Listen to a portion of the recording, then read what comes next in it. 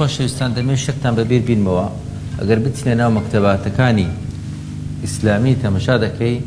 دەرێت تەفسیری لە ناو کوردی تەفسیری خاڵمان هەیە، تەفسیری مامۆستا عوثمانمان هەیە،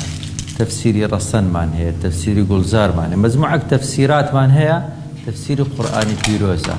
لە ناو کتوبە عەرەبیەکان سەفوە تەفاسیرمان هەیە، مەجموعەک تەفاسیرمان هەیە. بەڵام پرسیارێکتان لۆ دروست بووە تەفسیرێکمان نییە تەفسیری ڕەسوڵ الله لە بە قورئانی پیرۆز نیتمان کە پێغەمبەر مامۆستای بەشەریەتە قورئانی لۆ تەفسیر نەکردیە، لۆ هەتا ئێستاکە نەتان بیستیە پێغەمبەری نازارمان قورئانی تەفسیر کردی بیتن بزەبت مەفاهیمەکانی تێگەاندبین ئەوەیە کە لەو ئەعجازە گەورانەی کەوا قورئان لە بۆ هەموو سەردەمەچیە، چونکە ئەگەر ئەو تەفسیری کردبایە دوایی جامد دەبوو کەسێکی تکە نەدەهات تەفسیری بکاتن لە پاش تەفسیری پێغەمبەری صلی الله عليه وسلم. قورئان یەک لە حەویەتەکانی ئەوەیە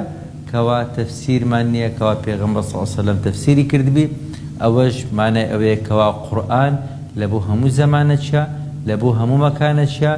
ڕێنیشاندەرە لە بۆ هەموو کەسێکی میهرەبانی دڵسۆزی و لێزانی.